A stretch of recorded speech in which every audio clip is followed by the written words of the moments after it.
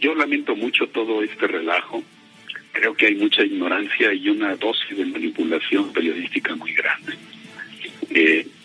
Yo estuve en el desfile, fui con mis nietos, que aprendan algo de historia porque están en la primaria y pues algo saben, pero no mucho.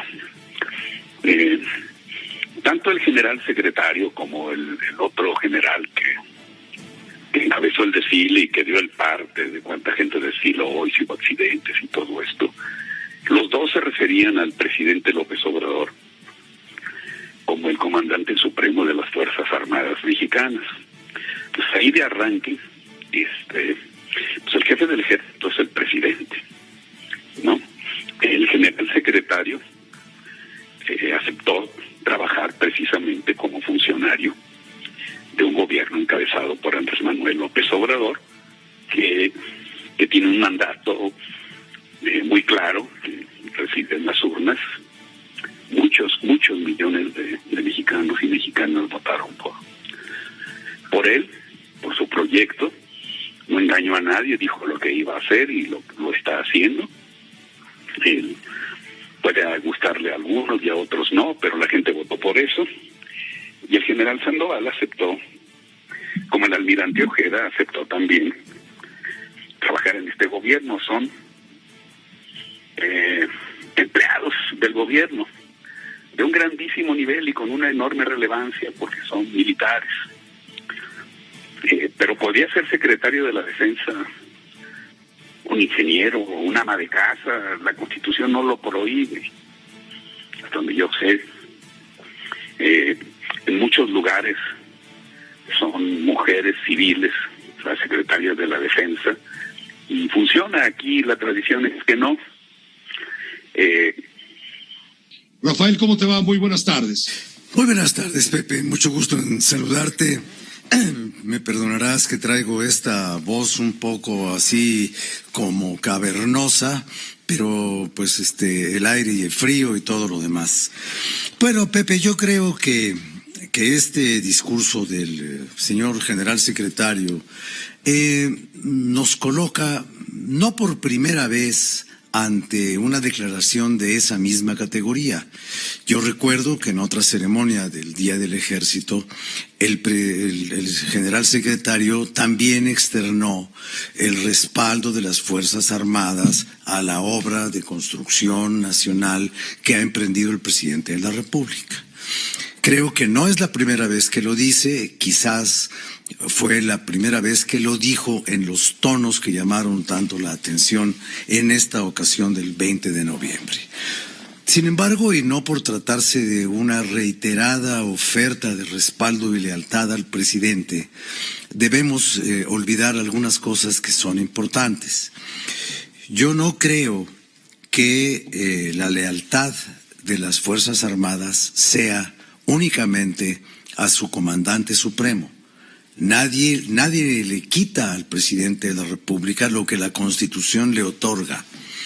La Constitución le otorga el mando supremo del Ejército, de la Fuerza Aérea, de la Marina, ahora también de la Guardia, porque así es la estructura del Estado. Pero no son los militares, sobre todo los mandos militares, no son empleados del gobierno. Son responsables de la seguridad nacional y deben responderle al Estado, no al gobierno. ¿Cómo se le responde al Estado si el Estado no es una persona a la cual le puedas ir a tocar la puerta? Se le responde al Estado acatando el mandamiento constitucional, no acatando las directrices políticas de uno o de otro gobierno. Yo creo que si en otros tiempos alguno de los anteriores secretarios de la Defensa hubiera aplaudido lo que se ha llamado el proyecto de nación de la Cuarta Transformación, habrían sido mucho peores las reclamaciones y las quejas. Y en este sentido, Pepe, hay algo que a mí me llama mucho la atención de lo que dice el señor secretario. Él habla de un proyecto de nación. Yo no creo que México sea una nación en proyecto. Porque un proyecto es algo que todavía no se consolida y que no existe y que no está ahí. México es una nación constituida con instituciones importantes. En este momento la comunicación con el doctor José Antonio Crespo, analista político en este espacio de noticias de Grupo Fórmula.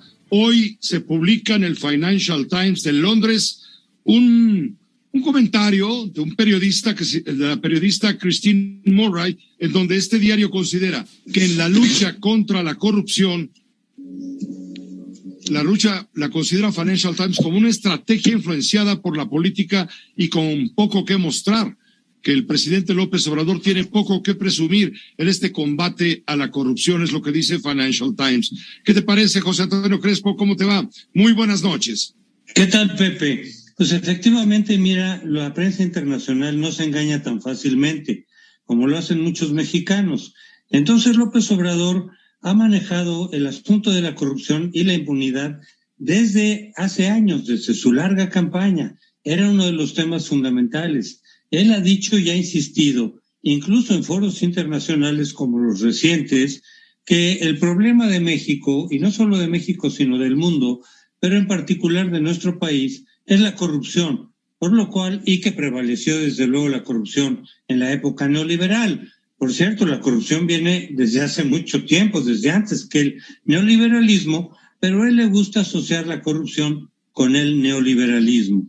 Entonces dice que eso es lo que ha generado todos los problemas, básicamente en nuestro país: desigualdad, pobreza, abusos, falta de valores, y pues no todo se atribuye a la corrupción. Por supuesto que la corrupción es un gran problema, pero la forma de combatirlo es terminando con la impunidad. Él mismo lo ha dicho varias veces. Él mismo ofreció que se iba a acabar la impunidad en su gobierno. Y lo que vemos nosotros, y lo que ven desde afuera también, las revistas internacionales, es que sigue siendo puro discurso, básicamente. Es decir, se habla y se habla y se habla de la corrupción, se dice que se está combatiendo, se dice que se están dando grandes avances, luego incluso se dice que ya se acabó la corrupción. En algunas mañaneras López Obrador ha dicho, se acabó la corrupción, y saca el pañuelo blanco. Total que en términos de la impunidad, ¿qué es la clave para terminar o para por lo menos reducir la corrupción? Pues no vemos nada. Tenemos a dos casos ejemplares. Rosario Robles, que ya se ha documentado de sobra que se le está aplicando la ley de manera indebida, se le está afectando el debido proceso, más allá de que pudiera tener una responsabilidad administrativa o legal como se asume, pero tiene que haber el juicio para que se vea hasta dónde llegó su responsabilidad y no estar en la cárcel ya más de 2 años sin que se le haga el juicio, y con muchos elementos que en realidad están reflejando que se trata de una venganza política, no de un combate sistemático a la corrupción. Y el otro caso emblemático es, desde luego, el de Emilio Lozoya, que primero había dicho que iba a colaborar con